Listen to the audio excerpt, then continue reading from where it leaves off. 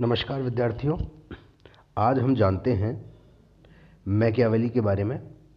Machiavelli को आधुनिक राजनीति विज्ञान का जनक कहा जाता है। वह पहला विचारक था जिसने राजनीति को नैतिकता और धर्म से पृथक कर धर्मनिरपेक्ष विचारों को जन्म दिया। मैकियावेली ने ही सर्वप्रथम राज्य शब्द का प्रयोग वर्तमान अर्थ में किया था। व्यावहारिक राजनीति के आदर्श गुरु के रूप में जो प्रतिष्ठा भारतीय राजनीतिक चिंतन में कौटिल्य को प्राप्त है, वही स्थान पाश्चात्य राजनीतिक चिंतन के क्षेत्र में मैकियावेली का भी है। कैटलिन ने तो मैकियावेली को प्रथम राजनीतिक वैज्ञानिक कहा है।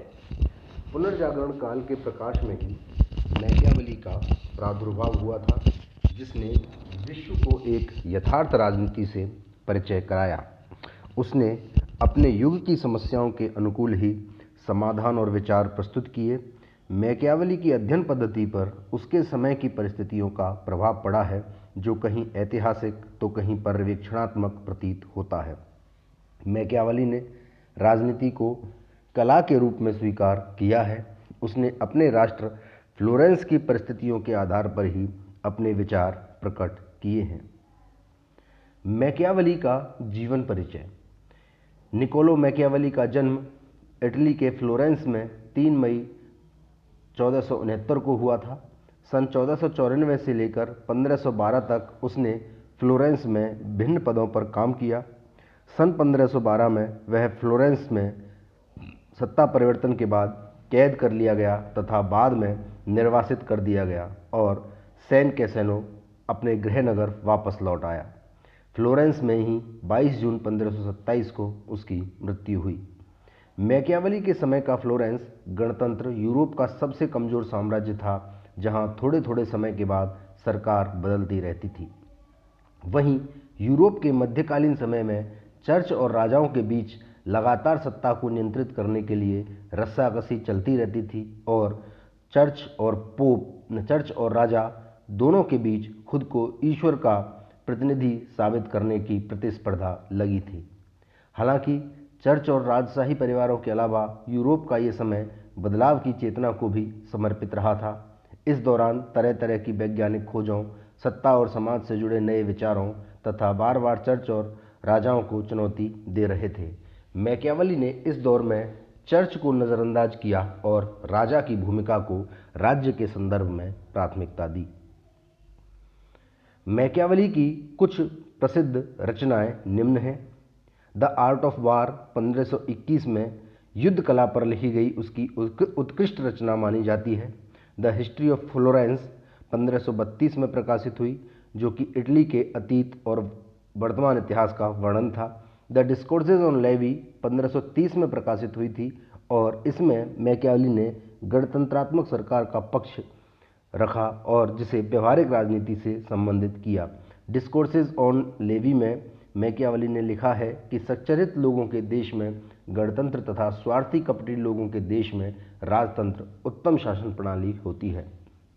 मैकियावेली की सबसे महत्वपूर्ण रचना द प्रिंस मानी जाती है, जो उसकी मृत्यु के 5 वर्ष बाद प्रकाशित हुई थी। सबसे प्रसिद्ध रचना प्रिंस है, जिसमें राज्य कला सिद्धांत का पूर्ण विवरण मिलता है। इसमें मैकियावेली ने प्रिंस लोरेंजो द मेडिची को संबोधित किया है।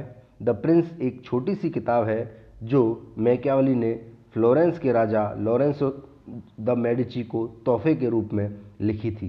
द प्रिंस में मैकियावेली ने सत्ता को हासिल करने और उसको नियंत्रण में रखने के गुर सिखाए हैं। अपनी किताब के 15वें अध्याय में राजा का अपनी प्रजा और दोस्तों को लेकर कैसा व्यवहार हो, इसके बारे में बताया गया है। मैकियावेली ने मानव स्वभाव का अध्ययन किया और उसी आधार पर अपने राज्य सिद्धांत का प्रतिपादन किया है। मैकियावेली ने जिस मानव का अध्ययन अपने मापदंडों से नापकर किया है, उसकी प्रकृति का वर्णन करते हुए वह कहता है कि मानव स्वभाव न तो बिल्कुल ही दुष्ट होता है और न ही पूर्णतया भला होता है। लेकिन बाद में उसने अपने सुप्रसिद्ध ग्रंथ प्रिंस में यह सिद्ध किया कि मानव स्वभाव दुष्ट और धोखेबाज होता है। इसलिए उसके साथ व्यवहार के लिए सरकार उतनी ही निरंकुश और शक्तिशाली होनी चाहिए। मैकियावेली ने मानव स्वभाव के बारे में कोई सिद्धांत प्रतिपादित नहीं किया है, बल्कि केवल यह बताया है कि मानव स्वभाव कैसा है। मैकियावली के अनुसार यह जानना आसान नहीं है कि मनुष्य का हित किस में है, क्योंकि अधिकतर व्यक्ति बुद्धि और अविवेकी होते हैं। उसके अनुसार व्यक्ति स्वभाव से ईर्ष्यालु और महत्वाकांक्षी होता है।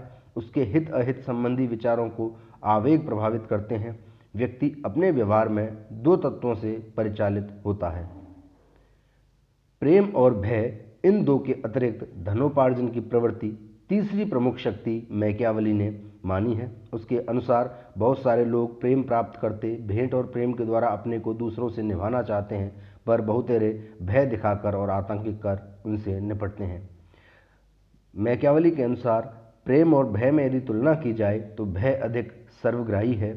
ईर्ष्या और महत्वाकांक्षा अन्य तत्व हैं जिनसे मानव स्वभाव निर्मित होता है। प्रिंस में मैकियावली ने मानव स्वभाव संबंधी कुछ धारणाएं प्रतिपादित की हैं। जैसे मैकियावली के अनुसार मनुष्य महत्वाकांक्षी होता है।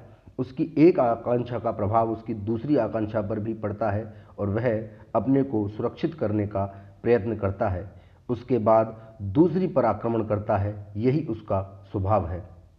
मैकियावली कहता है कि मनुष्य में स्वतंत्रता की उत्कृष्ट अभिलाषा होती है। वह दूसरों से अपनी मुक्ति चाहता है और अपने तरीके से रहना चाहता है। अपना जीवन अपने तरीके से गढ़ना चाहता है और अपनी भलाई जिसमें है उसकी खोज स्वयं ही करना चाहता है। परंतु अपनी मुक्ति का उपाय है दूसरे को परतंत्र बनाना। इसलिए प्रत्येक व्यक्ति दूसरों पर हावी होना चाहता है, दूसरों पर शासन करना चाहता है। मैकियावली के मतानुसार मनुष्य में आवेग दो प्रकार से होता है, पाने की इच्छा और खोने का डर। व्यक्ति और अधिक पाने की इच्छा ही इसलिए करता है कि उसे इस बात का डर होता है कहीं जो कुछ उसके पास है वह खो न जाए। यदि व्यक्ति के लिए इस बात की प्रत्याभूति हो कि उसके पास जो कुछ है वह खोएगा नहीं या नष्ट नहीं होगा, तो शायद वह और पाने की तृष्णा के पीछे इतना अधिक न दौड़े।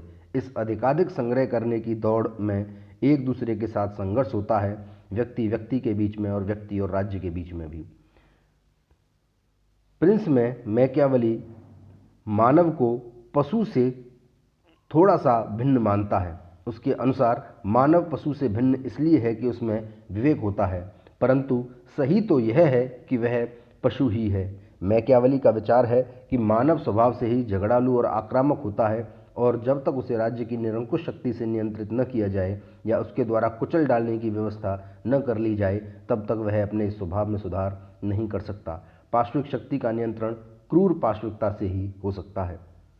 मैकियावली का विचार था कि अगर व्यक्ति के संघर्षमय स्वभाव को राज्य दंड या कानून द्वारा नियंत्रण न करे तो राज्य में अराजकता फैल जाएगी, और उसका यह भी कहना था कि मानव स्वभाव में अराजक शक्ति जितनी अधिक हो, सरकार की निरंकुशता भी उतनी ही अधिक होनी चाहिए। एक प्रशासक के लिए मैकियावली ने सलाह दी है कि उसे हमेशा यह मानकर चलना चाहिए कि राज्य की व्यवस्था करनी चाहिए कि सामान्यतः सभी व्यक्ति बुरे होते हैं और एक दूसरे की संपत्ति और जीवन को नुकसान पहुंचाने के अवसर ढूंढते रहते हैं।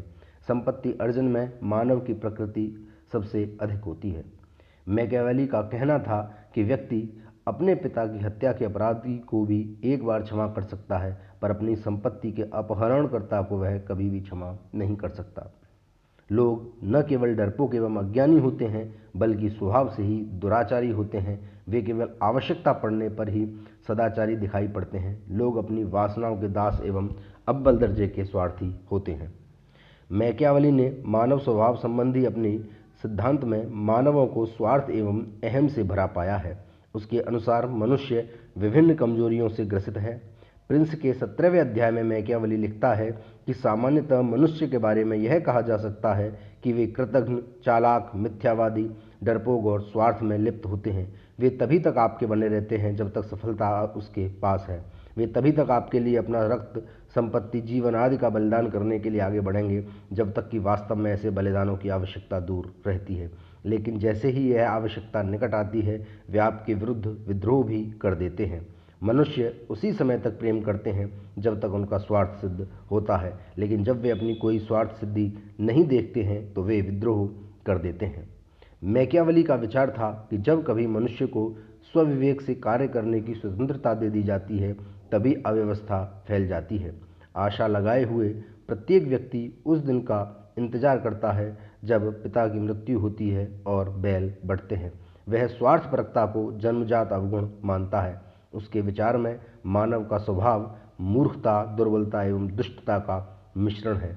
हॉब्स तथा मैकियावेली दोनों ही मनुष्य को कपटी, सनकी, कृतघ्न, लोभी एवं कायर मानते थे। मानव के अंदर जो लोभ, धोखा, भय, अभिमान तथा पशुता भरी है, उस सब के पीछे एकमात्र कारण स्वार्थ ही है। मैकियावेली को मानव में केवल दोष ही दोष दिखता है। उसका कहना था कि मानव अपनी इच्छा से या अपनी खुशी से कोई कार्य नहीं करता, वरन वह धमकी या भय से वशीभूत होकर ही प्रत्येक कार्य करता है। मैकियावेली के मानव स्वभाव संबंधी विचारों को सर्वाधिक आलोचना का सामना करना पड़ा है। मैकियावेली के मानव स्वभाव का चित्रण हॉब्स के प्राकृतिक अवस्था के मानव स्वभाव के चित्रण से मिलता जुलता है, परंतु मानव इतना बुरा, स्वार्थी और निम्न कोटि का नहीं है जितना मैकियावेली ने बताया है। मानव में सद्गुणों की कमी नहीं है। प्रेम, सहयोग, त्याग, अनुशासन आदि उच्च दैवीय गुण मनुष्य में ही पाए जाते हैं। यदि मनुष्य मैकियावेली के बताए अनुसार स्वार्थी है, तब तो समाज का सुधार वह किसी भी परिस्थिति में नहीं कर सकता। मैकियावेली के मानव स्वभाव संबंधी विचारों की अगली आलोचना यह होती है कि यदि मनुष्य इतना ही पापी, द्रोही और अहंकारी है जितना मैकियावेली ने कहा है, तो राज्य की कल्पना ही नहीं की जा सकती, क्योंकि राज्य तो सहयोगी भावनाओं से उत्पन्न हुआ है। वास्तव में कहीं कहीं यह प्रतीत होता है कि मैकियावेली की मानव प्रकृति की निकृष्टता और अहमवादिता में इतनी दिलचस्पी नहीं थी जितनी कि इस बात में कि इन बुराइयों के कारण ही इटालियन समाज की बड़ी दुर्दशा हो गई थी। अपने समाज की अधोगति देखकर मैकियावेली को मर्मांतक पीड़ा होती थी। उसके विचार से इटली भ्रष्ट समाज का सजीव उदाहरण था। जहां राजतंत्र ने फ्रांस और स्पेन में इस प्रकार की बुराइयों को किसी अंश तक दूर कर दिया था, वहीं इटली में बुराइयों को दूर करने वाली कोई सत्ता नहीं थी। और यही कारण है कि मानव स्वभाव के जिन पक्षों का चित्रण मैकियावेली ने किया है, वे सब इटली में विद्यमान थे। मैकियावेली स्वयं मानव स्वभाव की इन बुराइयों का भुक्तभोगी था, अतः उसके हृदय में यदि मानव स्वभाव के बुरे पक्ष का ही ध्यान रहा तो इसमें उसका दोष कम है, तत्कालीन परिस्थितियों और इटली में विद्यमान तत्कालीन वातावरण का अधिक। अब बात करते हैं मैकियावेली के मानव स्वभाव संबंधी विचारों के निष्कर्ष के बारे में। तो मैकियावेली का मानव प्रेरणाओं से संबंधित सिद्धांत प्लेटो और अरस्तु द्वारा प्रतिपादित सिद्धांतों से, जो कि राज्य का जन्म मनुष्य के सामाजिक स्वभाव में देखते हैं, खंडन करता है।